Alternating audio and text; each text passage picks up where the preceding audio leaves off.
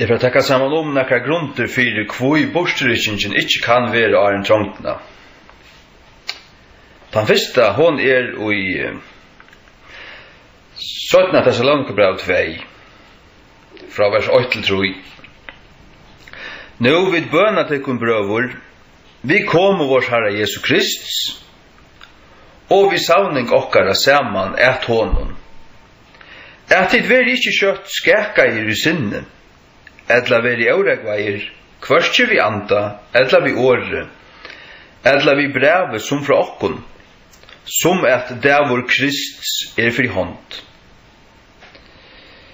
Læt i ongan mann vidløya tikkun vi nøkron mittlun, tøyt han dævor skal ikkje koma, utan ta komi et frafall fyrst, og hæsen mævur av synd veri oppberavur, glætunar soneren. Han sier her, bøyn fram, at savning, koma vår Herre Jesu Krist, og savning okkara saman honom, hva det? Til borstrykningen. Til hans koma, og savning okkara saman honom, til borstrykningen. Ja, han tåsar om det, og han kallar det, til det som han kallar det i vers 8, koma vår Herre Jesu Krist, og savning okkara saman honom, og vers 2 kallar han det, dævor Kristus. Dævor Kristus, det borstrykningen. Dævor Herrans dævor, det Armageddon.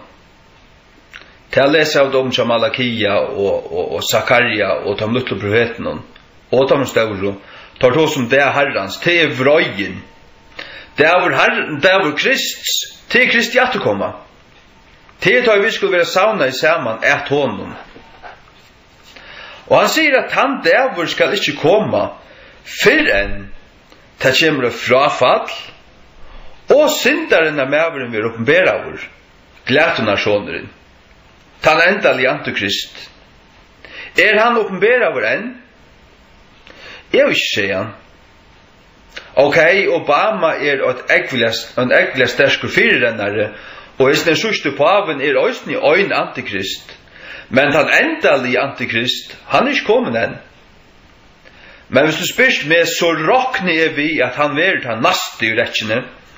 Jeg tror vi pava døme kommer å være avtidje, og han som vi så kommer å sutja til å være en politiske figurer og en religiøse figurer, han kommer å lujtjast en pava, og han kommer å lujtjast Obama, og han kommer å lujtjast Hitler, men han kommer å ha hjärsta av Hitler, men utan at kommer han å se ut som en humanissa. Som lagt med en tjatekon, vi en stauren smøyde, men hjärsta kommer å være et hjärsta av Hitler. Og han kommer å være en religiøs figur som en pave, men han kommer å være Satan kommer å være uinom. Han har ikke glætt under sånne han endalige. Og vi synes at det her borstrykningen, dævor Herrans savning, dævor Kristusmanje, og savning okkara saman honom, verur ikkje fyrr enn ta. Og han sier det enn ta her, vi skulle ikkje, han bønar okkon, at vi ikkje skulle være skæka i sinne, eller være auregva i. Kvørskje vi anda, eller vi åre, eller vi breve, som fra okkon. Altså vi øren åren, ikkje lett at det kun forstøyra og vika. Vet at det kvært, det kommer ikke før glætunasjoneren kommet fram. Han endal i Antikrist. Og det stender i vers 4 hva det skal gjøre. Hvor stender imot, og hevjar seg sjølvan oppom alt som vil kalla god, eller som vil tilbye, så at han som god sitter i tempelet gods, løysande seg sjølvan at han god. Man kan si at hatt det som pavaner har gjort nu, sier han alltid, men han endal i Antikrist, han skal seta seg i tempelgods, til å være til endurbygda tempelet i Jerusalem. Her skal han sette opp anstikt øyngarinnar, og så videre. Og jeg tror vi til å være, altså, jeg tror vi skulle gjøre noen øyne, tror jeg at holdt øyne trångt, og så var det videre borster. Ta har vi se på Antikrist og i tror jeg at holdt øyne. så var vi rikt borstor, vi til at Kristus kommer nye til skudgene, vi høves angelsrød og Guds person, og vi var rikt borstor opp til skudgene, og så var vi tja Kristi fra tog stund av alle ræver.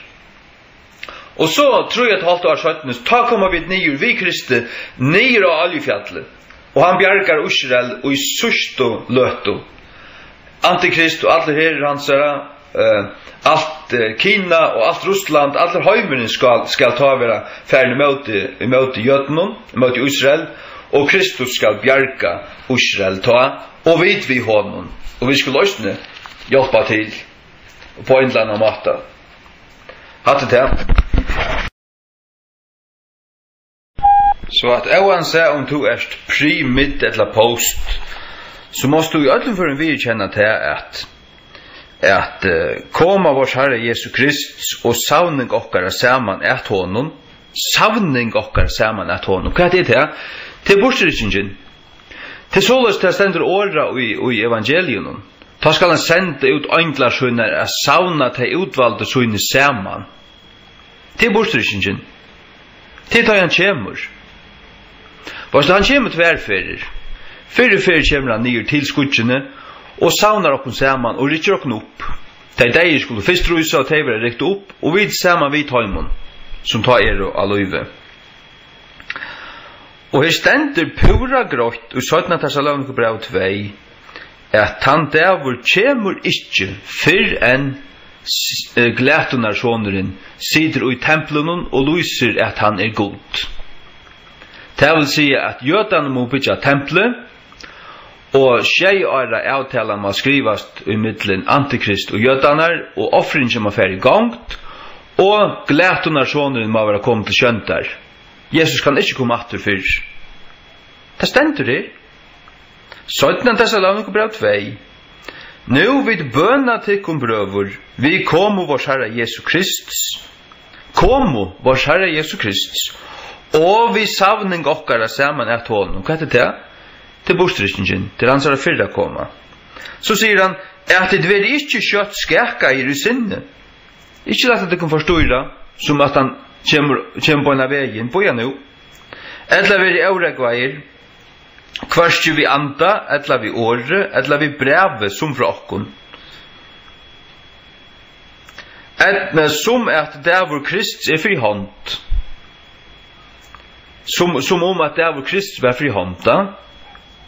Så sier han, let i ongan man vidløya tikkun. Kvarskje timla hei, etla nekkar annar. Left behind, etla sår pjatt. Let i ongan man vidløya tikkun. Da snakk om til at borstrykningen kan være nær som helst. Nei, hun kan ikke være fyrr enn templet er endurbyggt, og antikrist er kommet til kjøntar og har sett seg i templet. Det kan ikke være fyrr enn ta. Og templet er ikke byggt enn. Endelig antikrist er ikke kommet til kjøntar enn.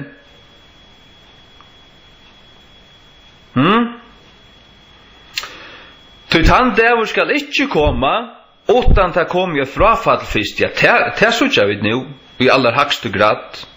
Alla ställen. Det kommer frafall fyrst, og hæsen mævur av synd til så syndaren mævuren, vil oppenbera vår glætunarsjoneren. Hver stendur imot, og hevja seg sjálvan upp allt som vil kalla god, eller som vil tilbye, så at han som god sitter i tempelet gods, lysande seg sjálvan at han er god. Ja. Daniel sier jo til at tempelet skal bygge, eller at det skal være tempelet, tog at offringen skal være i gang, og det skal være offra, og i så snakka det er, eller under nekka det er. Så at det vita vidt, og til hava jødane planer om, tar hava langt å se etla høgt hottenstøynene er klarer, og æra støyner, altså tar hava alt klart til å bygge tempelet. Tar skulle bare få løyve til det. Og tar hava gjort alle røyene, ljósastekan, og alle øyser, og gaflar, og alt det til alt klart, og tar hava trena levittaprester nu i Aravus. Og i Aravus, langt inn 2015 år. Alt er klart.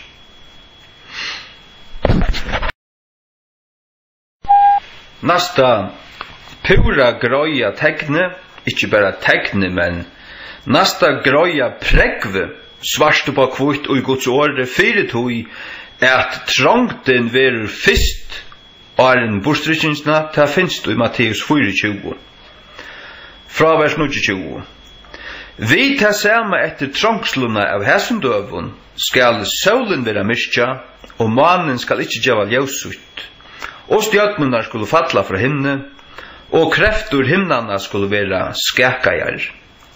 Og ta skal byrstast tekin menneskesonarins og himne, og ta skulle atlar attargrøyne gjerrarinnar syrja, og ta skulle sutja menneskesonin komandi i skudjun himins, vi måtte og miklare dult, og han skal senda ønglarsunar vi miklun ljaue, av øyne basuno, og tar skulle sauna saman utvaldu hansara fra hinn fyra vindunon, fra øynun enda himins til hins.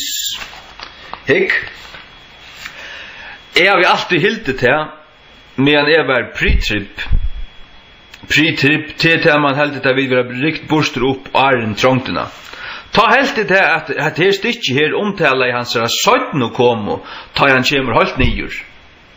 Ta han kjemur nyur som kongur skal seta seg i Jerusalem. Kvoi er helt til? Tog at det var lardur, ja, men det kunne ikke være noe annet. Ja, men det var lardur pre-trip, men det stemmer ikke vi året. Tog, han byrjar her ved å sige, etter trangslene av hesten døven skal solen være myrkja, og så videre. Etter trangslene, det skal være en trangt, så skal solen være myrkja, mannen skal ikke gjøre ljøsut, stjøtene skal falla fra himne, og krefter himnene skal være skakajar. Det er rettjefylgjan. Og ta skal byrstast menneskesonarins, tekin menneskesonarins i himne, og hvert er til hans er 17, et eller hans er 4 koma, ta er hans er 17 og 4, ta er til, ta 4 er til han kommer, er ikke okken opp, ta 17 er til han kommer, halt nira hjørna. Hette er til han 4, tog ta stendur i vers 31, og han skal senda ønglarsunar vi under miklun jaui av en basuno, og tøyr skulle sauna saman utvaldu hansara. Hva er det? Det er at ønglar færre ut og sauna okkur saman. Ein angel til hver person, råkning bare vi. Og tar litt okkur opp. Det er bostrykkingen. Det er bostrykkingen. Det vil si at trangten vil fyrst. Ikke vrøyen. Ikke vrøyen. Ikke tar skjei vrøye skalenar. Men men trangten tar skjei luraner. Det vil fyrst. Det vil fyrst. Amen. En annan døylig åpenbering ur Guds åre er han at det her som det snakker om en løgnlig borsrykking hon kommer ikke at øye seg sted. Fastlæreren tås om en løgnlig borsrykking. Knapplega så vi vekk og ongi visst i autoi. Til av bibelst. Tog Bibelen sier i Matteus 24 30 og i tog som vi løser Janne vi berjatter fra 20 vi tar sammen etter trangslene av hessen døven skal solen være myrkja og mannen skal ikke djeva ljøsut og stjøtene skulle falla fra himne og kreftur himnarna skulle være skakajar og ta skal byrstast tekin menneskesonarins i himne og ta skulle atlar attargrønner gjerrarinnar syrja og tei skulle sutja menneskesonen komandi i skudjun himins vi måtte og miklare dult. Tei skulle sutja han koma. Og han skal senda ønglarsunar vi miklun ljaui av en basun og tar skulle sauna saman utvaldu hansara. Hatt er bostrykkingen, hatt er ikkje tar han kjemur 17 fyr. 17 fyr koma vi nir vi honom. Sakarja 14. Og vi honom atler inner høyla av hans stendur i Sakarja 14. Ta i Herren kjemur. Fyrir jötunum. Hette ta han kjemur etter okkun. Og ta han kjemur etter okkun skulle öll syrja og skulle sutja han. Det stendur der. Det er vel ikke løgnlig borsrykking. Ta jeg vet hva rik borstur, ta kjem det sutjast av luftene. Og ta kom öll a sutja Jesus komma och så inte också för att flickvand upp efter. Men så kommer vrøyen. Måste ta trångten Leo. Därför ta trångt vid i 3,5 år. Men ta komma vrøyeskalen när vi uthelt där. Och vi ändan av vrøyeskalen tar vi Armageddon. Och tar bjargar Jesus Israel. Och ett annat vers som säger till att kvörst eia ska suttja han till han kommer till i Åpenberingen i 8. Åpenberingen i 8. Så i han kommer vid skutjon och kvörst eia ska sjå han och tar östen som gata på han och allar attargröner gäraren skulle gråta upp på grund av honom. En ta så, amen. Ta han kommer ta skulle allt suttja han. Tøyta stendur at dei skulle rusa upp. Arn vit vera rikt uppur. Vi vera rikt uppa. Ta skulle dei rusa upp. Tei som sov i Kristi altså, tei skulle rusa upp. Og som det stod her, alt skulle suttja, ta skulle syrtja og gråta i honom. Ja, hatt vel dutt. Ta vera ungen secret rapture. Som der tvattl ta han kjemur, ta skulle öll suttja han. Og legg til merkes, gnudja no egin vel, jeg måtte gnudja egin vel, jeg har må bitet og med at dette bostrykkingen i Matteus 24, 29 til 31. Dette bostrykkingen, dette ikkje hans søttna koma, dette hans fyrra, ta han bæra kjem ned til skudgjene og rykker okken opp. Tøy at det stendur, at han skal sende ut øynklarsøyner ved en miklun ljau av en basun. Hvor basun til? Det tan basunan som det stender i 4 Thessalonikerbrev 4. 4 Thessalonikerbrev 4 fra 13. Men jeg vil ikke haft ikkun at være avvitande brøver, vi vujande tøym som sova, at det syrkje oi, enda en så som av unga vevn. Tøy vi tryggve at Jesus døy og røys attur, enda så tøyr øysen som sov i Kristi, når jo Jesus vil godføre vi honom. Det hetta sier vi tykker vi år i Herrans, at vi som av løyve og være verande fram at komme Herrans, skulle ikkje være fyrre enn tøyr som sova. Til Herren sjálfur skal stuja nyer fra himne vi øyne raupe, vi rødd erska ønskelsins, og vi basun og gods, hattet han basunan, og inner deg og Kristus skulle fyrst rysa. Og hver basun at her? Hattet han sørsta. Hvordan jeg var det? Til det stender i 4 Korint 15, 2,5, at deg skulle rysa opp ved en sørsta basuning. 4 Korint 15, 2,5. Come on. 4 Korint 15, 2,5. Fra 1,5. Så jeg kunne gjøre tikkun en løgndardevn. Vi skulle ikke alle sova. Som vi skulle omgående dødja dit. Allerhelst det.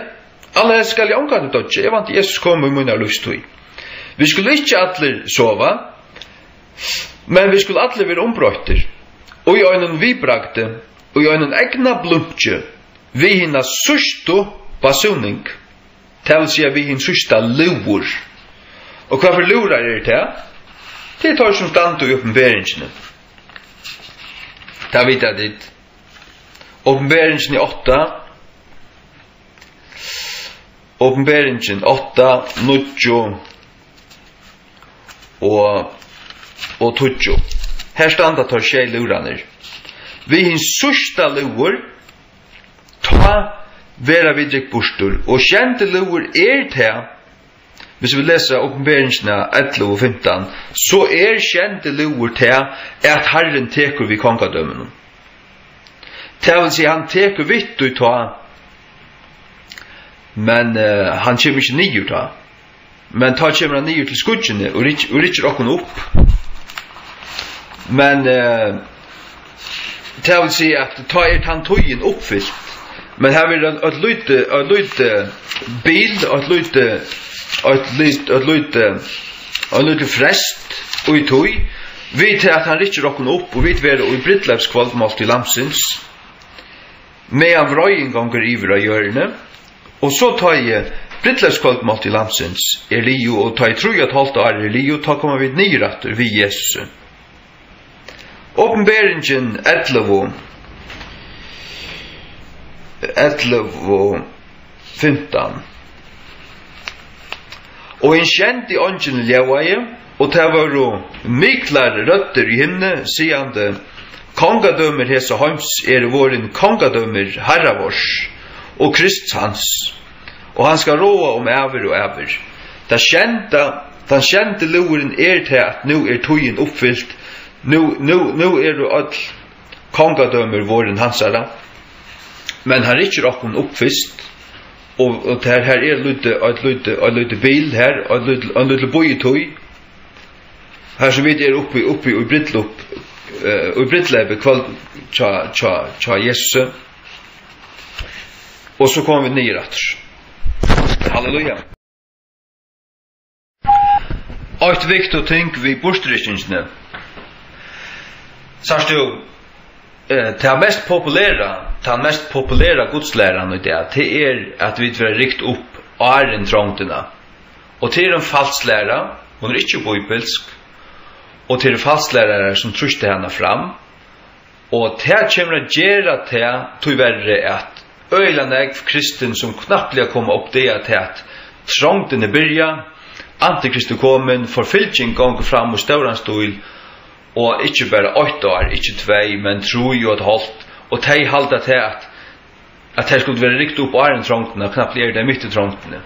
De kommer å missa møte, de kommer ikke å være fyrrøyga i tiltrångt, og de jo kanskje frelst og opplærd i sånn prosperity menigheton.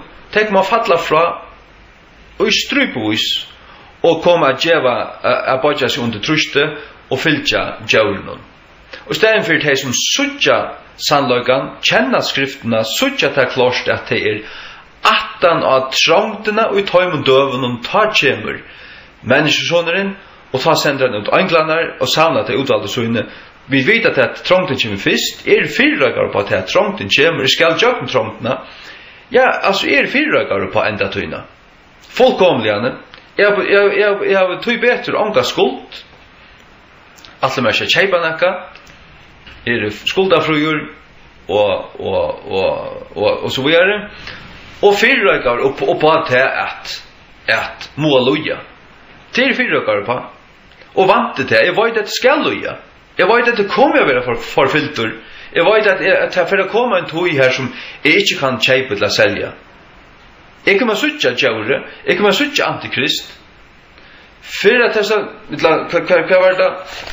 Sånn at Thessaloniker brev 2, det sier meg til at Paulus sier at vi skulle slette okkur vike av nøkron som om at Herrens dæver kom og en antikrist sitter i tempelen og sier seg være god. Han kommer å sitte her og så kommer trångtene komme og det er 18 av trångtene at Jesus kommer. 18 av trångtene liv. Ja. Vi kommer færre tjøkken trångt til det som void. Og så det fyrrøygav i min hjärsta. Det er veldig godt å kjenne sannløygan. Så vil man ikke tidsna bævle. Jeg vil ikke tidsna bævle i sånn her. Pura klarer, fyrrøygav til høyla lorste. Jeg skal tjøkken trångtene. Og det er ferdig bare så.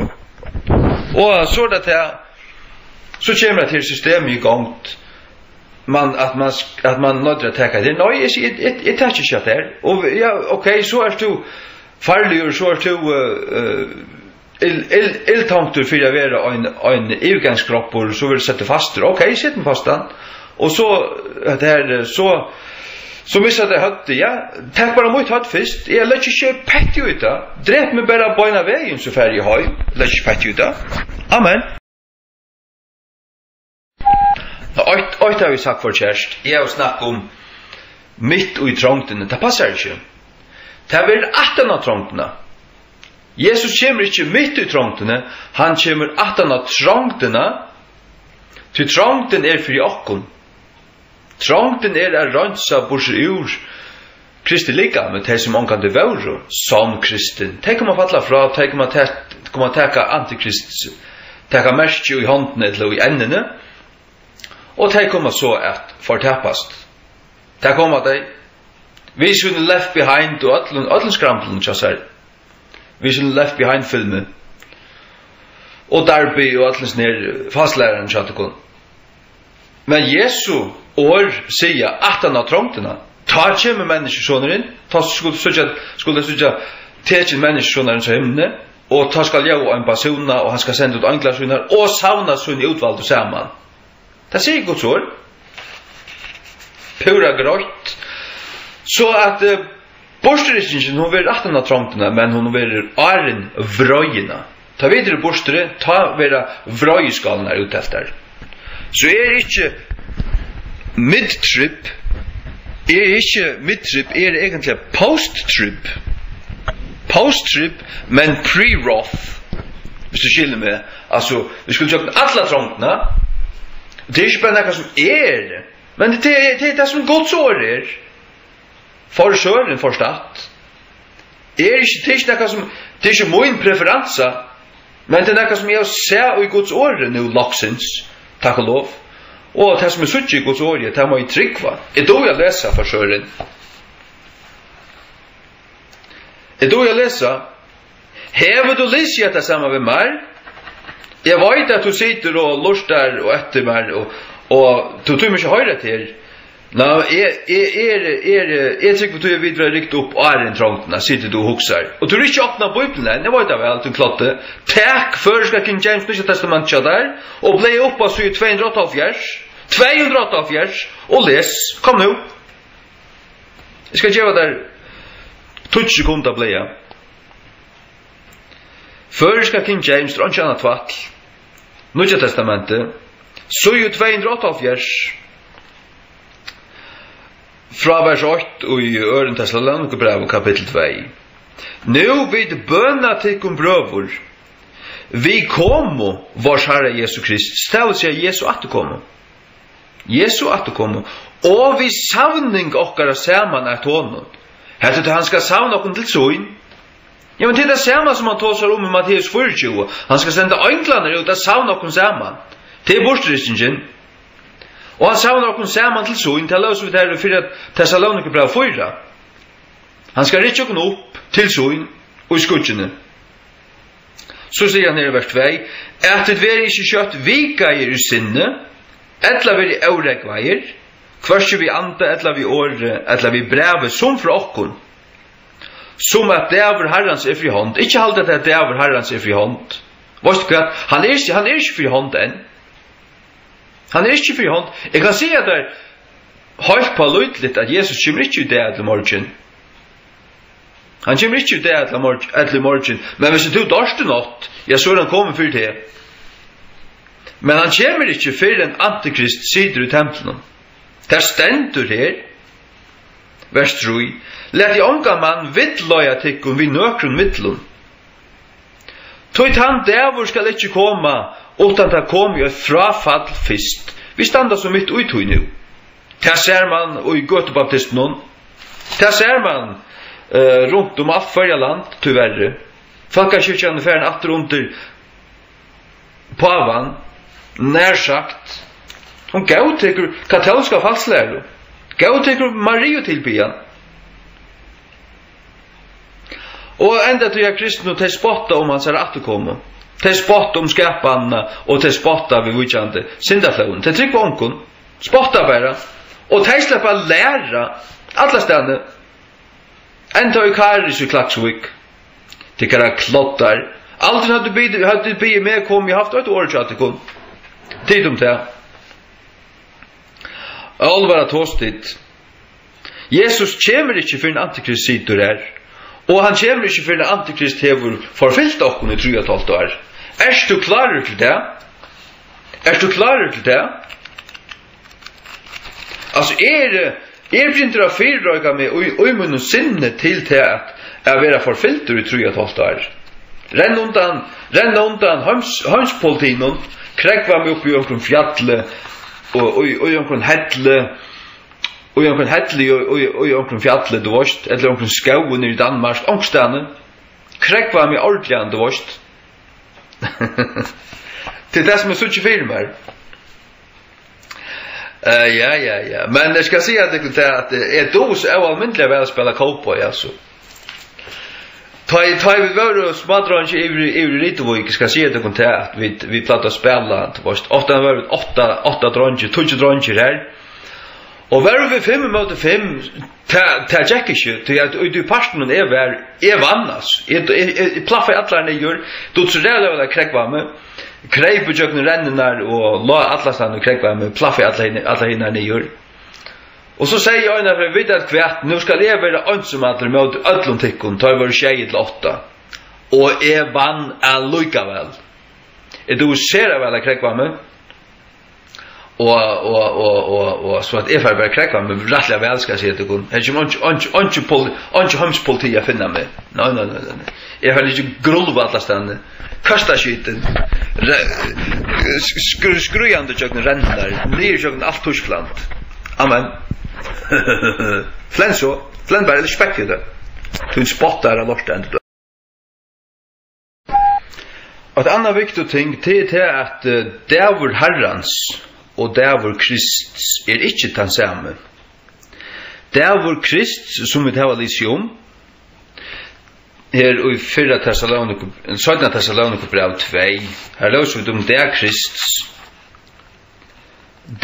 Når vi løser om komo her vars Herre Jesus Krist, det er Jesus Krist i at komme, til han kommer hånd til åkken høyma, men Herrens djävul, det vrøyen.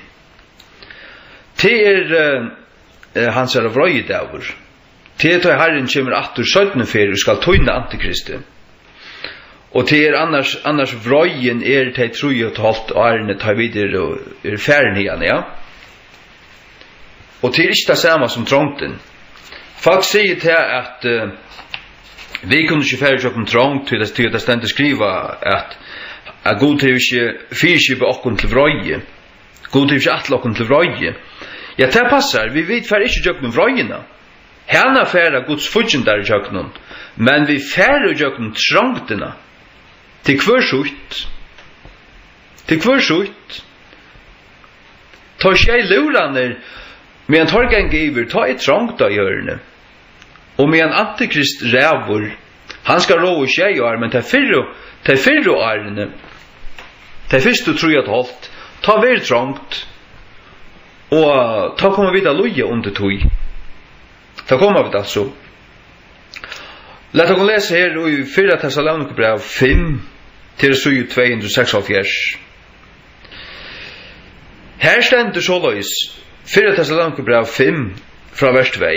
Tog tid vita sjálfur vita fullkomliga at djävul Herrans så kjemur som tjaura natt. Sars du? Djävul Herrans han kjemur som tjaura natt. Ikke djävul Krists. Om det Krist skriver han til at vi ikke i myrkre. Til oss vid Johanne.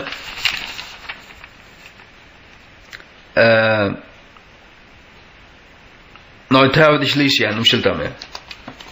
Ja. Ja, nei, det stender her, Men det var Herrens, han kommer som kjører natt, 4 kvarje, 4 teg som har vært etter. Teg kommer å være fullkomlige tidsene av bøle. Ta i det var Herrens kommer. Ta var det ordentlig dømta.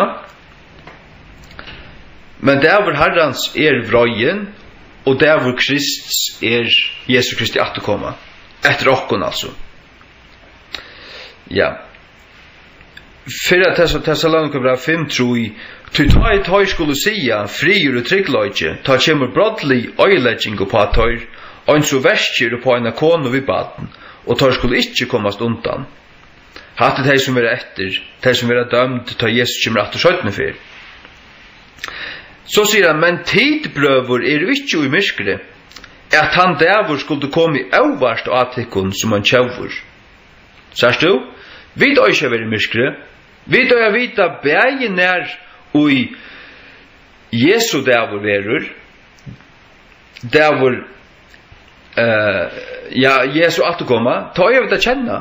Vi da jeg kjenna togjenar, at ta i antikrist kommet, ta i frafallige verre, og antikrist sitter i templen som jødene tar har byggt, ta vita vi til at nu for trångt å komme, og ta i trångt byrjar, ta i en byrjar for fylltjokken, ta kommer vi til at loja trångt i 3,5 år.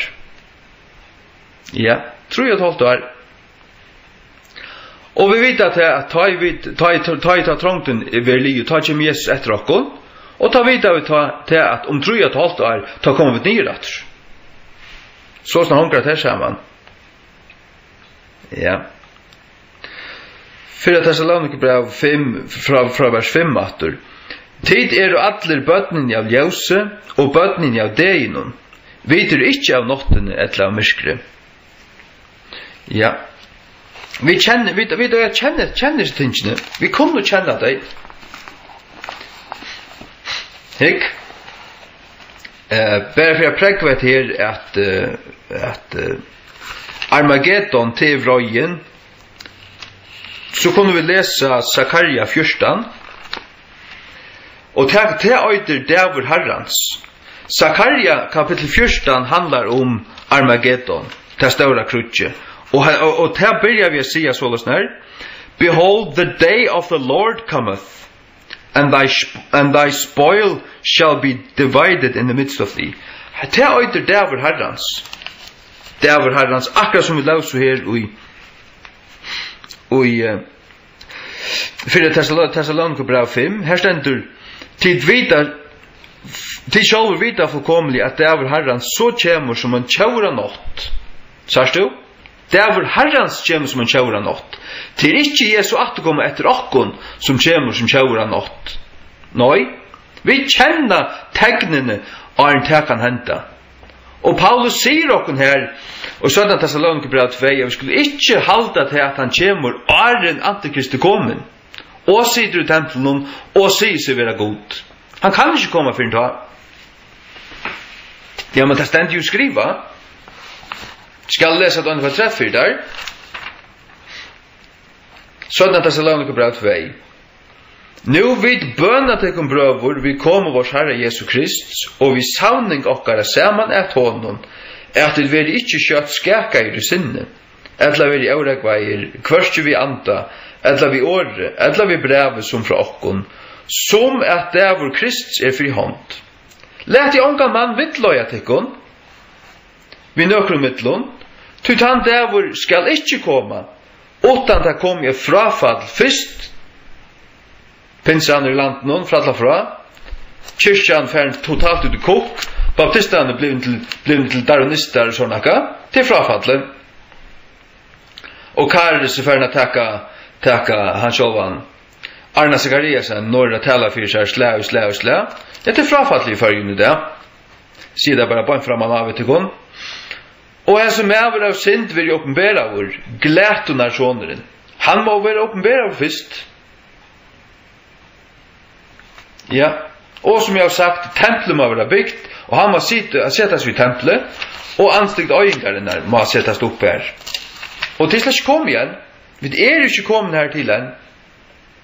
Vi skulle altså gjøre trångtene. Og jeg var ikke utikken, men jeg synes ikke ånka trångten. Man ser ånka lyd til tegnen periumta i Amerika og sånn ekka. Og nere i Europa for jeg trångtjast omveisin i Danmark og Tyskland i sort. Men her er ikke ordentlig trångten. Men for å komme kjøtt, ta Jersons merke kjemur og alt det. Ta for å trångtjast saman tjokken. Og så for ordentlig trångt å komme. Gjør dere klar til det tid. Det kommer trångt. Hekk, òsni her i Sefania, kapittel 8, vers 14 og 15. The great day of the Lord is near, it is near, and hasteneth greatly, even the voice of the day of the Lord. The mighty man shall cry there bitterly. That is a day of wrath. Sars du? Dæver herrans en dæver av vrøye. Og dæver herrans tre veraldarbardei. Etla Armageddon, ta endalega krutje her, jeg vet ikke om det tre veraldarbardei, det kan være at tre veraldarbardei byrjar åren, men endar i Armageddon, det vet ikke. Men däver Herrans en däver av vrøye. Og til han så sødna komma. Til tar han kommer nyer. Tar vi komma nyer vi honom. Til å lese ut atter i Zakaria kapitel 14. Til Zakaria 14:5. And ye shall flee to the valley of the mountains, for the valley of the mountains shall reach unto Azal. Yea, ye shall flee like as ye fled from before the earthquake in the days of Uzziah, king of Judah. And the Lord my God shall come, and all the saints with thee. Hatte tøy han kjemur 17 fyr. Ja. Og da stendur han skal standa av fjallene om Sion.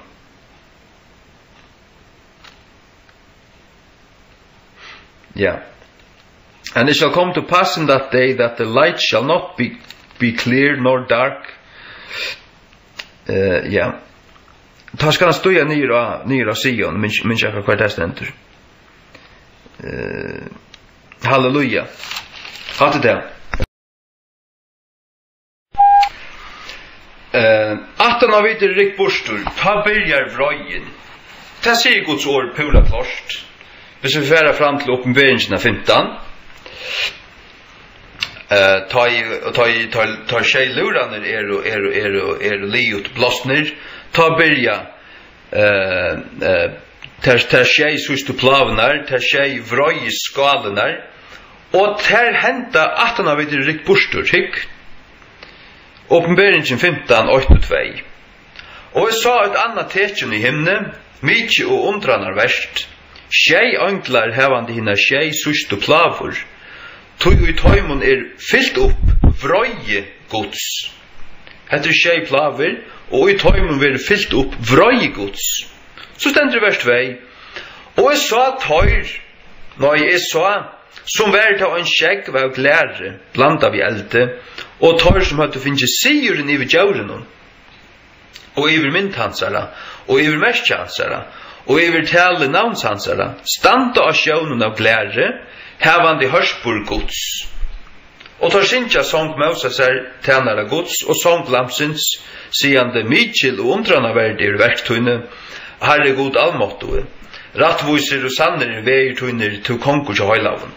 Hikk, bøynt åren vrøyen byrjar så sørst du til at de som kom sikrande i tjøkken trångten at de i himmelen og sinja gode prus sang Mosesar og sang lamsins tar som jeg finnes siren i djauren og iver myndhansara og iver merskhansara hatter de som kom sikrande i tjøkken trångten til å si vi skulle tjøkken alt det her vinna siren av djauren og iver myndhansara og iver merskhansara. Vi kommer att bli konfronterade vid djaursens märke.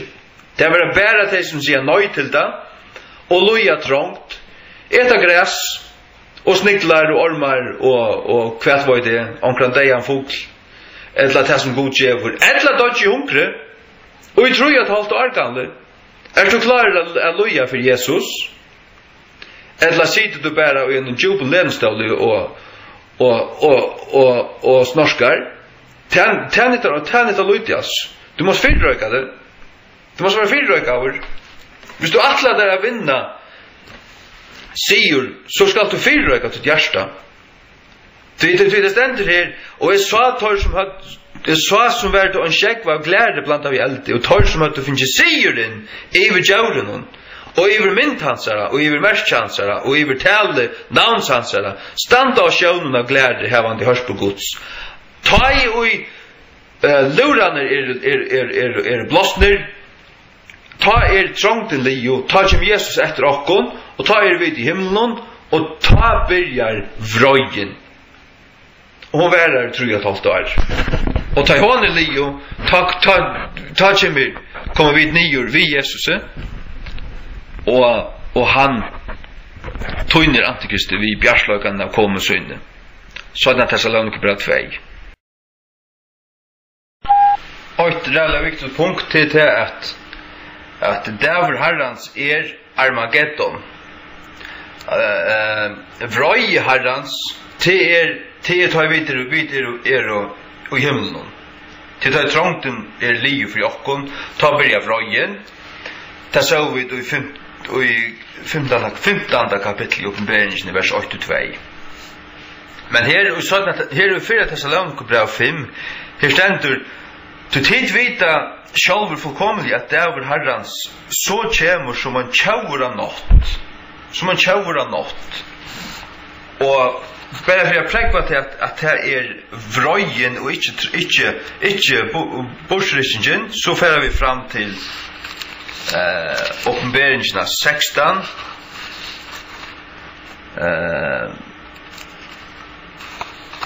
Uppenbarelsen av 16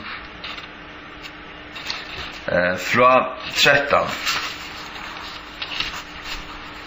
Uppenbarelsen 16-13.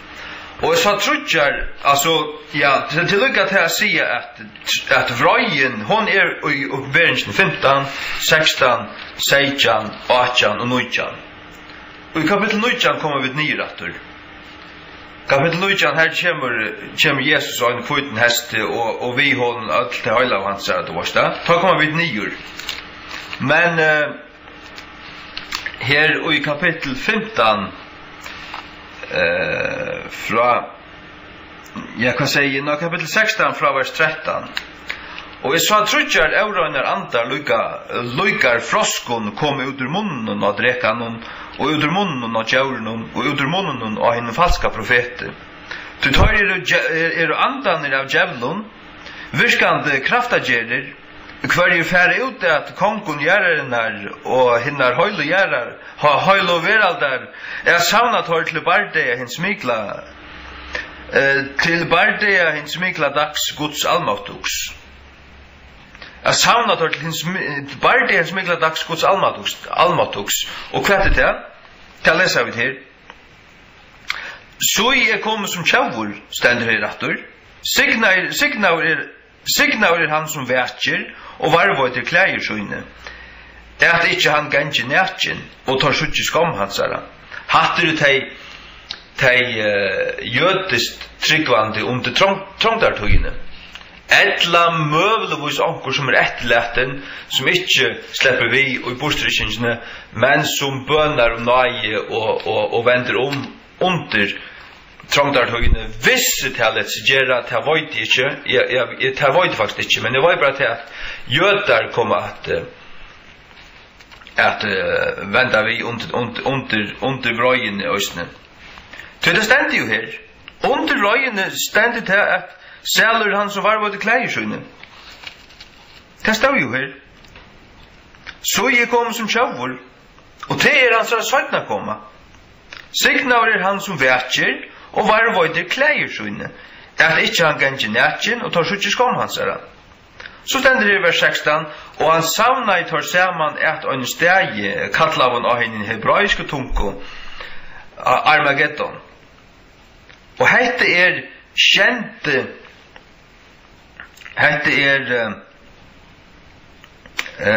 hette satta skalen hette her som henter her. Og kjenta skalen så til at daumeren kommer til vers 16, og hun kjente jo ångelen helt i utbyggarsutt inn i luftena, og til kom en mykjel rødt ut av tempelhimmens fra tronene, sigande, til gjørst. Og til var rødder og tårer og snarljøs, og til var en mykjel gjerskjolte. Sluker som var ikke suja menn var oppi av hjørene, og så måtte var en gjerskjolte, og så mykjel. Ja. Så det sånn at vrøyen til dæver herrans og tann dæveren kommer som tjaura nått han kommer som tjaura nått fire teg som tar verra til teg bæge blind og til at ta kyrkjan rikt bostur og ta heile anden ikkje å gjør og på samme mata men kanska komma folk av vente omta. Og i allenføren så kjør vi til her i Uppenbarelsen 16, 15, at det folk av gjøren som skulle varvåta sånne klægerøyn. Signa var han som vetjer, og varvåta klægersøyne. Men allikevel vita det ikke. Men vita Vet ikke myskre. Vet ikke myskre. At han der skulle komme i avvart av okkon som han tjauer. Jeg vet alt. Faktisk. Men legg mest til, vi vet at ikke nå, men vi vet at fra tøyma og Antikrist setter seg i templet. Fra tøyma han setter anstikt øyngarna opp, og han blir ordentlig å forfylle okken. Fra tøyma vet vi at nå det 3,5 år. Trångt. Amen. Ja, jeg vet ikke hva jeg skal si til må Jesus hjelpe meg.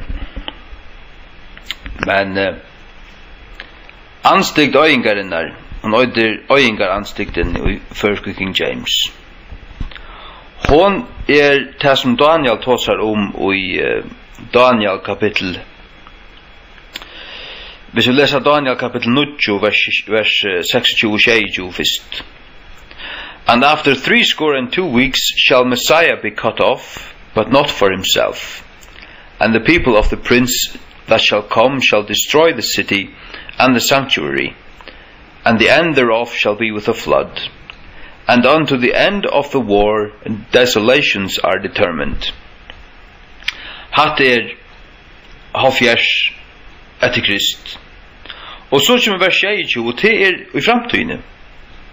Sånn profetier, det ikke, det skal skiljas rett, det skal setas rett inn her som du har i høyma. Så at vers 26 det tåsar om Antikrist. And he shall confirm the covenant with many for 1 week, and in the midst of the week he shall cause the sacrifice and the oblation to cease, and for the overspreading of abominations he shall make it desolate, even unto the consummation, and that determined shall be poured upon the desolate. Så Antikrist skal gjøre øyna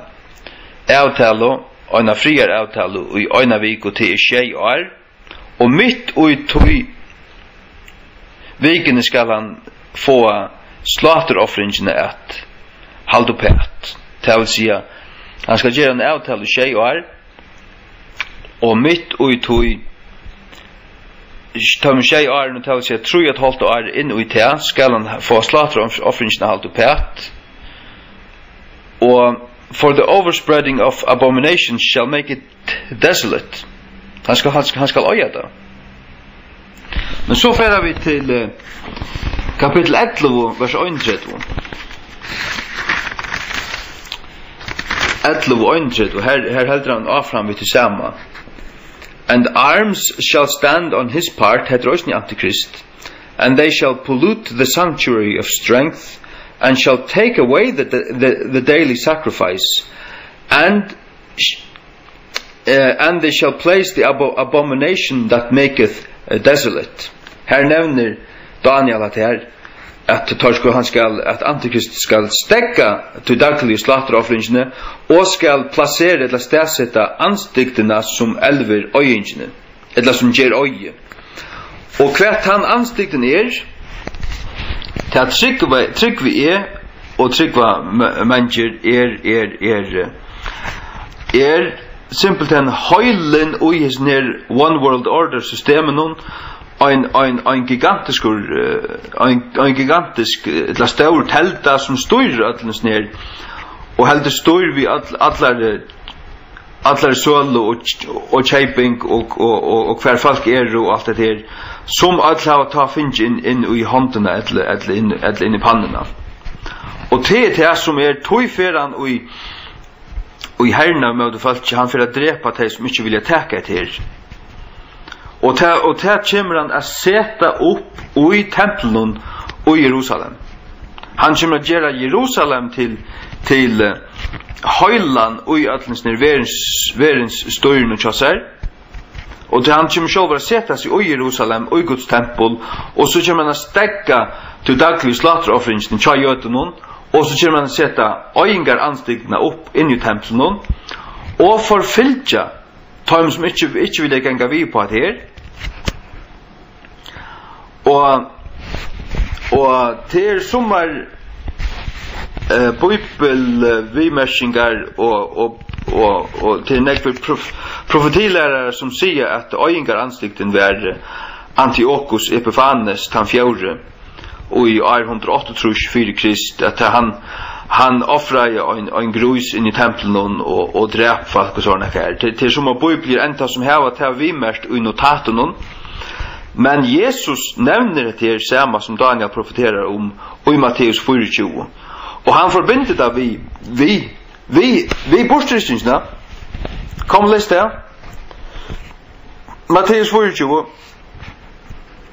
från vers 14 og hesen gledebådskapur kongadømsins skal være prætikav i allen heimen til en vittnesbord i fjallun tjauun og ta skal enden koma. Ta i tid tessvekna skulle suttja øyingar anstikna tala at Daniel profete standa og inn høylega stegi hver så lesur let han skilja. Tala at tei som veri seg i Judei og flutja i fjallene let han som av tekjen ikkje koma nyr at teka nekran lot ut ur husesøynun og jeg let han som av marskjene vente tilbake etter at jeg klei i søgne. Og vajtheim som ved baden og så videre bla bla bla. Og hette trångten altså som de jødest tryggvande og messianske jøder skulle oppleva og i Jerusalem ta i trångten kjemur.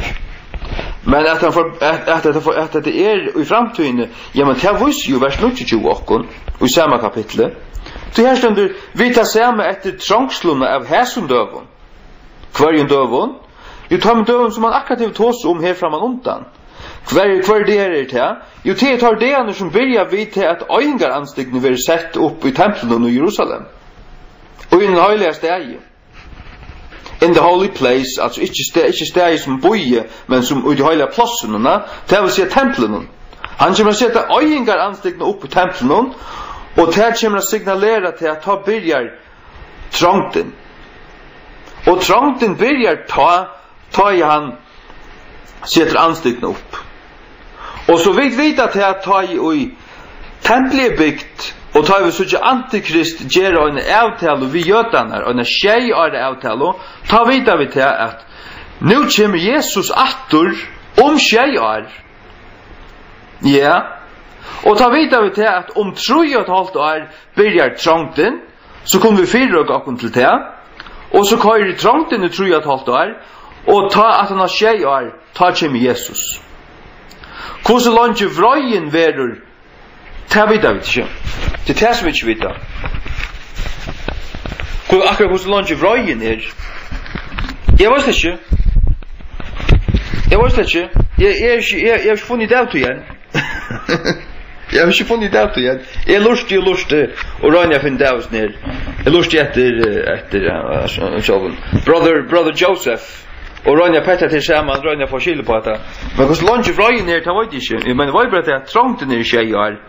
Og som hun sier, fra tog at antikristjeren avtaler vi jødene, han la ut om at tar offre i 3,5 år, så stegger han offringene, og han setter seg ut Guds tempel, sier seg være god, og setter øyngar anstikkene opp inn i de høylige plassene, til tempelen, og så dreper han de som ikke vilja, eller forfylker, ja, og dreper halssager de som ikke vilja teka til inn i håndene og inn i endene, mest eller mest djørsins, de dreper han, halssager de, ja. Og at han har tatt trångtene som tar i 3,5 år, tog at mitt i trångtene, tell oss ut her og i Daniel 9:22, he shall confirm the covenant with many for 1 week, til 6 år. Han skal gjøre en sottmala vi mengar i 6 år, altså. Og in the midst of the week, he shall cause the sacrifice and the oblation to cease. And for the overspreading of abominations he shall make it desolate. Og ta stendt i åsni og i oppenberingene 16 halvtid er at Antikrist han skal råa og i 42 måneder. 42 måneder, det vil si at han ræver altså frialige i 42 måneder, men så det her som hender at han setter seg i tempelet og sier seg være god og for å forfylte det, Ja, men ta i kaos kommer ui, og ta ut han skal råa bara frialia, og 42 måneder, og så byrja forfylkingen av okkon. Så byrja forfylkingen av okkon. Men til å være klar til test dit, Lät höjt ruttel om så ska vara. Fyra tog du varst i rätt, dodge om så ska vara. Känner så för jag tänker samman om att här så det så snär att trångten att antikrist ger avtal av jötanar. Friare avtal. Du varst och avtal vi mittel muslimaner och USA och världens stor och allt det där jötarna skulle släppa offer fri och allt det där skulle släppa bitcha eller släppa att det var gera det som de vilja och i templen så här. Och så tar vi till att nu är 3,5 år intill trångten börjar. Och så börjar trångten och ta en så stäckar offringen ta börjar trångten och hon ska köra i 3,5 år. Så vi vet att det är för att ta ifrån till att antikrist ger sig avtalen av jötarna. Ta tjej är inte Jesus kommer efter okkon. Alltså inte kanska, men ta vita vid. Ta tjej är. Och ta vidare av att nu är det 3,5 år till trångten börjar. Vi såg ju östen trångterna här i Matteus 24 och 21. Inte bara i 20. Alltså från 14:15. Eller Matteus 4:15 ta i till testvägna skulle sucha öingar anstikna tala om att Daniel profete standa i den heliga stege till sig plosse kvar så läser lätt han skilja tala till som verir sig i Judea och flutcha i fjällen och så stannar det i vers 21 ty ta ska vara mycket trångsla sluk som var inte så jan början veraldaren där till hesar tojar nej öjheldur näkrant du ska vara hatte trångtar tojen. Hon ska köra i 3,5 år. Ja. Hon ska köra i 3,5 år. Titt. Så till att göra sig klara. Och 18 av trångterna från vers 20. Och vi tar samma efter trångsterna av här som dövun skall solen vara myska. Och mannen skall inte geva ljus ut. Och stjärnorna ska falla från himlen. Och kräftor himlarna ska vara skakar.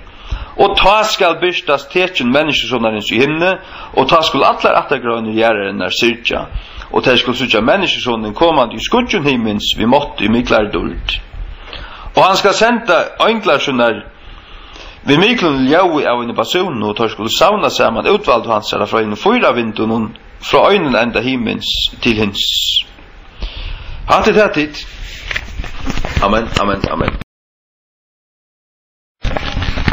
Så är det här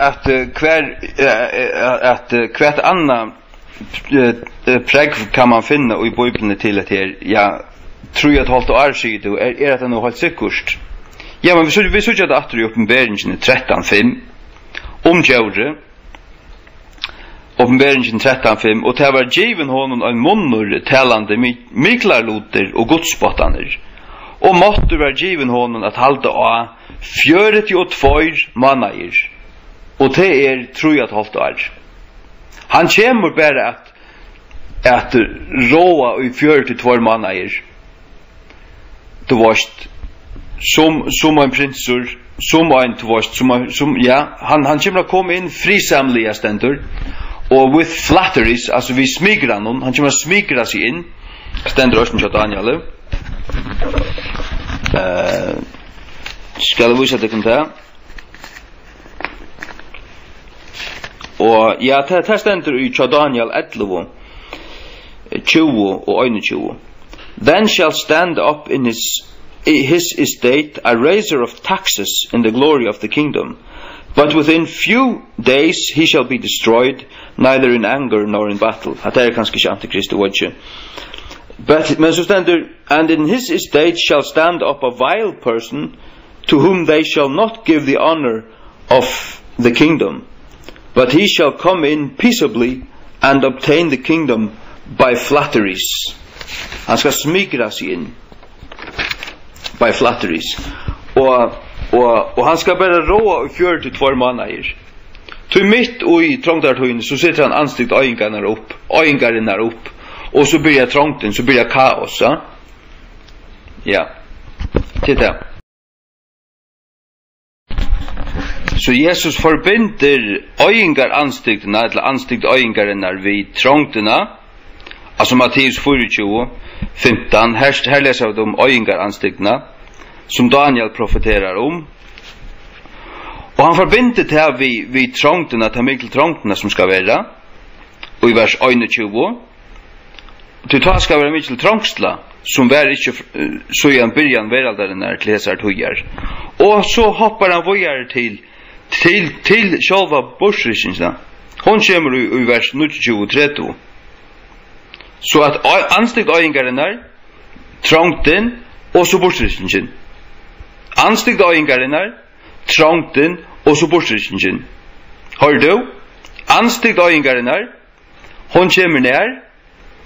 Hon kommer mitt ut i tjej ara avtalene som antikrist ger vi Israel till det vi skulle ha egen jätter. Först så gör vi antikrist. Vi vet att det tar han ger en tjej ara avtal vi Israel. Och tar han nu just henne, tar vi nu om tror jag att halt är för en brautarna och sätta upp en anstikt ögingarna upp i templen och ta börja trångten. Tar allt kaos. Och vi må flutja och vi kommer att bli förfyllt. Och till den stora trångten. Och så 18 av trångterna, vers 22. Vi tar samma efter trångstelna av häsen dövon. Kvar är dövon? Jo, trångten som börjar vid till att antikrist sätter ögingar anstigna upp i de heliga platserna och i templen. Vi tar samma efter trångterna. Ta skall byrstas tecken människosonarens himne.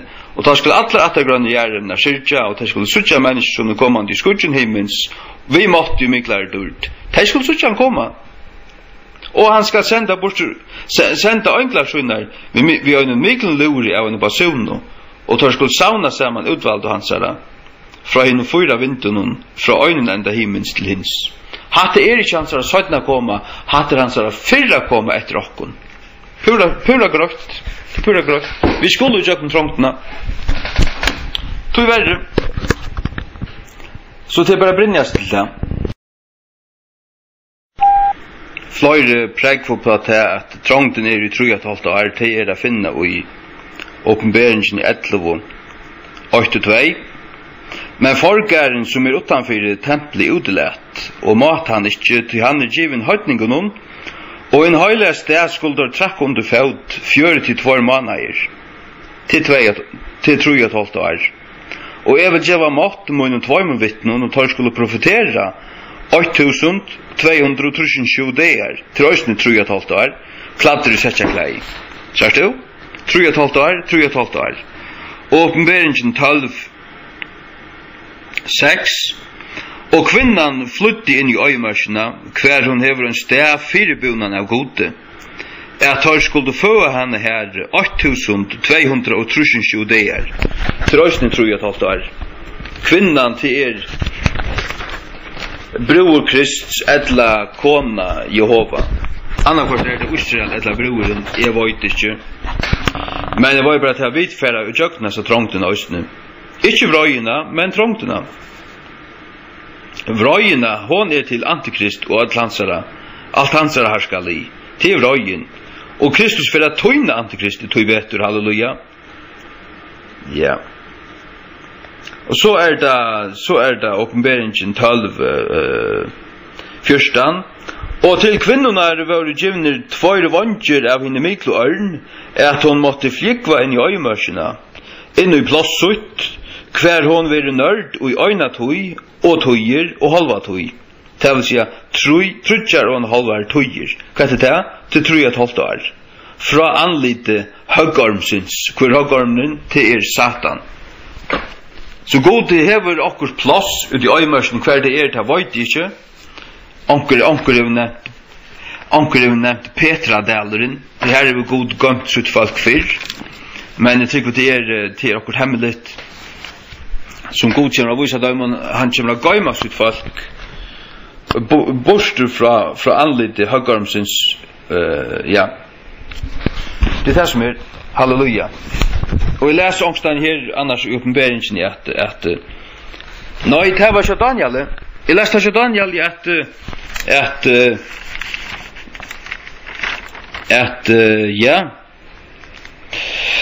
Til Daniel 12. Daniel 12, 8-2. And at that time shall Michael stand up, the great prince which standeth for the children of thy people, and there shall be a time of trouble. Hadde trångt der tog inn. Ta skal Mikael, altså angelen, verndar-angelen til Israel, han skal røysa seg. Og så stender, such as never was since there was a nation, even to that same time, and at that time thy people shall be delivered. Folk skal være utfruja. Everyone that shall be found written in the book, hver og ein, eller hvert han som skal være funnet skrivaver i bautjene. Det vil si at her kommer å være en vetjeng mittelen jødanar òsne, og de som skriva i Lufsens bok, de kommer god at gøyma seg, og de skulle være utfri ei. Og til det som han sier her, og i oppenberingen 12:14, at kvinnan skal være gøymt og i 3,5 år ut i øymørsene, bostur fra anlitt, eller fra anlitt i høygarmsins. Halleluja. Ja, så her vi vært sin kupput jamar. Jeg har titt det bare i bråten til vårt. Jeg har sittet lusta, og så har vi lise, og så har vi stekka, og så har vi lukket som gjørs med noen tankar, så har vi bare gjørs stuttar opptøkker. Men jeg ser at det bare sammen som en lenka strimmel til et YouTube-klipp, så er det her. Men det er alt nok så innviklet, nok så snar, men ja, det er som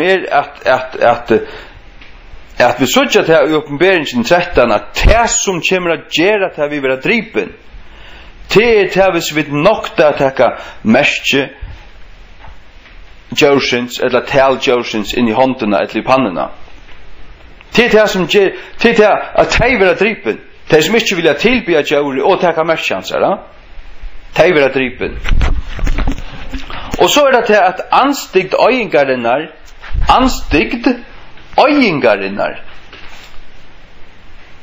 the abomination which maketh desolate, the abomination of desolation, which her stendur Østen til Daniel, which maketh desolate, altså anstigden som virkar øying, eller som gjer øyinga, eller som gjer øye. Hvert det her?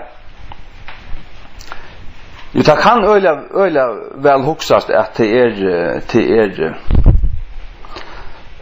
er simpelthen det som kommer støyre øtlens ned, til at det verer en gigantisk telta som skal støyre øtlens ned, og hvis Antikrist kommer hava sitt høvesæte i Jerusalem,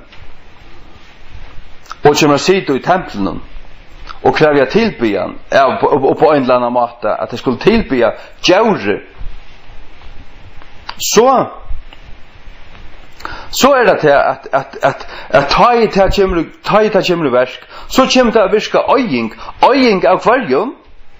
Det har vi omgått att förstå i för kvita virkar öjing. Jo, det virkar öjing tog jag att det kommer att fungera så att annars teker du att det eller vill du dripen. Tog är det trångt en verur. Tog är det att det är en trångt i huvud. Jag läser av det uppenbarelsen 13. Uppenbarelsen 13. Ja.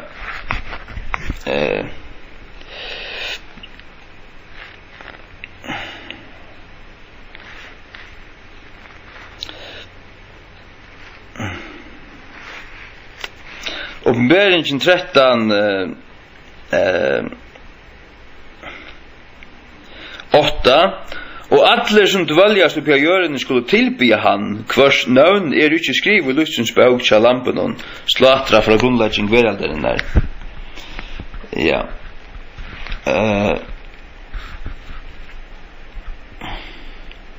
Og vers 14 og vittløyer tar som dvaljast av jørene vi bruker noen av hans kraftaverskene som han hei måtta gjere i action Joshins. Siande til tørra som dvaljast av jørene, at han skulle gjere en mynd til Joshins, som hei svari av en svøri og livde. Og han hei mått at gjeva mynd Joshins luiv, at mynd Joshins skulle beitala og volda at som mennesker som ville ikke tilbya mynd Joshins skulle være drifter. Hatt det nekka som jeg også har finnet vi at jeg har studeret her nok snakk til at det var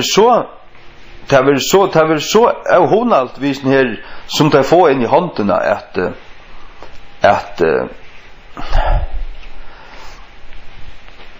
det kommer at gjeva signaler til deg og avvarska deg du varst og fylgja vitt dem og hava allar upplysningar om deg hva det gjør og sånn ekka og at det kommer at krevja tilbyan på en eller annen måte ja og enn ta og i snu chippen det sa jeg tar det var Kanada vi musen og dyrun at ta kan kontroll av hjernen og styra der hva du gjerst og hva du ikke gjerst ta kan jeg vet ikke hvordan det fungerer men tar kort og sålt og høtti og en mus og ta gav signaler til denne høyla og tar størte musene og en labyrinte vi en telto du varst nu skulle hun til vinstro og så bare truste der du varst og en knøtt og så fær hun til vinstro eller at hun ville ha henne fra til høyre og omkring stav musen her man sa at hun atle akkurat anna men hun gjør det som hun fikk på om frasen her som hun heip i høtten og hette er kanningar som det gjør til at utvikle et chippe som folk skulle få Sørst du? Og at chippe kommer at kunna lesa til av på en eller annen måte at det kommer å vite om du sier sannhet eller om du lujer ja og annakvar gang du fullkomlig under til systemet New World Order og hvis du gjersta så var et system i auto og hvis du ikke gjersta så var et system i òsni auto og så skal du drepast til det er hundelig av vittu ja jeg vet at det er nek folk som bare flenna det er bare flenna og halda det at det er pura langt ute jeg skal si at det er vitenskaperen han er under 20 år framanfyrir eller ja 40-50 år framanfyrir det som vi heva det er alltid verre altså utviklingen er lengt framanfyrir det er mest utrolige tingene kunne enda støyra en mus og så kunne det også støyra falskje det kunne det og jeg vil også finne til vi at et konefolk i Amerika Jack vi at takka det chip i nuse så langt som det er kommet ut så langt som det er utvikla og hon Jack visen her og hon fikk på det var ikke hette avvarska hjernen og hon ble purasta pura svøkavsnir hon tålde det ikke mer tog at hon fallet seg ikke fri av mer og hon tog løyvi av seg ja det er et honalt system og man får ikke kunne kjeipe det selge eller nekka og at det kommer å fylgja der alle stedene enn den her større teltan tjadjauren kommer at vita om hvert menneske er av klautene til 8 sekund og det er grunden til at han kommer vilja heva det det er for av trygdar av hon hvis du først menneske av klautene færre til ja, så er ingen ivegengur ingen ran, ingen mor eller nekka så jeg så videre der til 8 sekund akkurat det var personen som har tæt kippet som var her akkurat da, så det han som har gjort det, vet du? Så det kan alt lesas av vi radaren. Og han er gigantiska teltan som kommer å være så stor som jeg vet ikke kvært, som et risavaks i hus, som kommer å fylle et halvt hus laksåret. Og hon kommer at vite alt om okken øll, alle opplysningar om okken øll, simpelthen. Til det som du har planlagt, ja.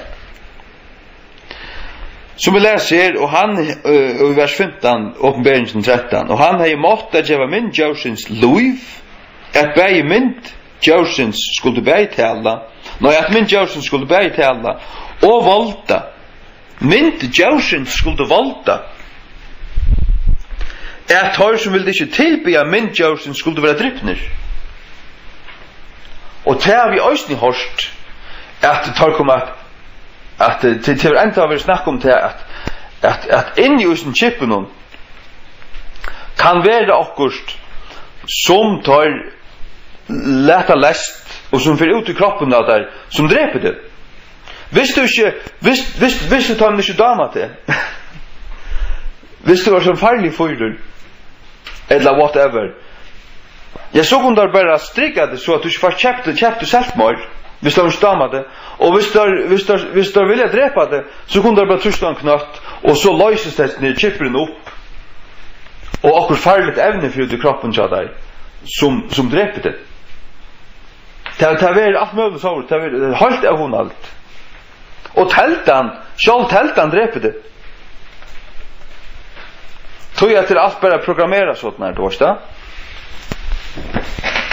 Ja. Vers 16, og han velter öllun bæg smavun og miklun, ruikun og fatekun, frujun og trælun, at møttek og et merskje, oi høgre håndsøyna, edla oi enner søyne. Og at andre mæver måtte kjeipa edla selja, utan han som hei merskje, edla navn djørsins, edla tel navnshansara. Sørst du? At andre mer måtte kjeipe eller selge utan han som hei merskje, eller navn djørsins, eller tel navnshansara. Og tel er 660. Her er visdomur, let han som hever skil telja tel djørsins, til det er tel ans mans, og tel hans er 600 og 326. 660. Det er tel ikke på avanen. Og det er det som jeg har sagt, at pavaståleren kommer altså paven hever bare hita sætet til antikristi. Det som kommer å hente er til at han den babyloniska verdensreligionen, hun har haft sitt høvesæte i Ram nu i 16 alder. Men nu tar jødene kommer å bygge tempelet, så kommer Antikrist at tråa at flytta sitt høvesæte til Jerusalem. Det har der alltid tråa faktisk.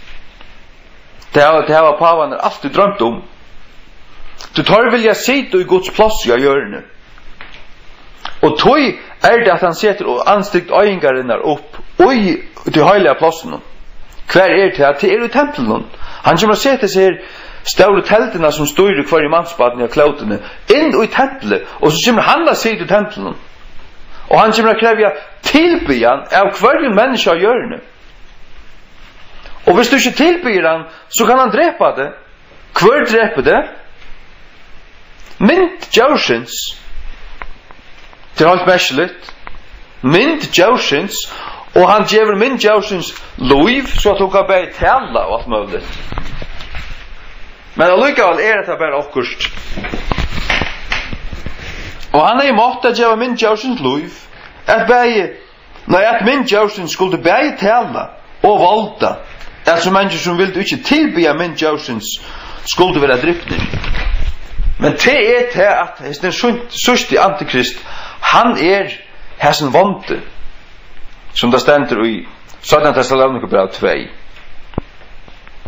Og han lagde glætunar soneren. Glætunar soneren. Og Och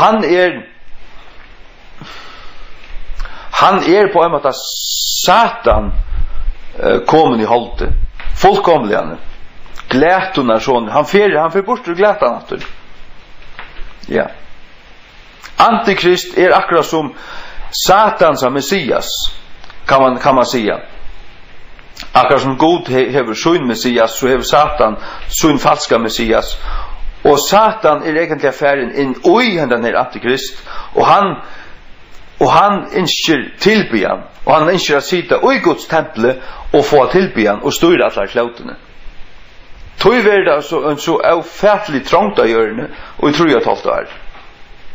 Men ta vita vid att det värjer ju alla över. Och jag tycker vi tog att hvis vi bia ta och spyrja god om vällöjning så löjer han någon. Han säger att han skulle färda. Färd till Grönlands, eller färd till Afrika, eller färd till också fattigt land, färd till Sydamerika och bygger vi omkring fjällen här. Färd vi sin skipen här till Spanien och så vidare till Sydamerika det första. Och så görs det bara akkurat så som anten säger vitte. Eller till att du är bara verant här som du erst och bara lätt att dräpa det. Jag vet inte vad det är värre. Men jag vill bara säga att han som öjer Jesus, han tryggur. Även om det dräper okon. Ja, men vi öjer av ett liv i arv. Vi öjer till i arv. Halleluja. Här är bete bara om att signa. Här är sånt där rådot och sånt där hullum hejtjammar kanske, jag vet inte. Men det bete bara om att signa att han som lusta. Bidde om att göra dem styrke till att halta trångtarna ut som försöker komma och att göra sig klar att vara beande, sätta sig väl i nu i tingen här Jesus och att du måste lära dig ta dig upp att du kommer inte för natten av trångtarna ta kommer du ner i sauna du är utvalda samman du sänder enkelt att du är ute av sauna det samman halleluja var signa på en önstakan och varvåt dig och styrk dig i Jesu Kristi navn.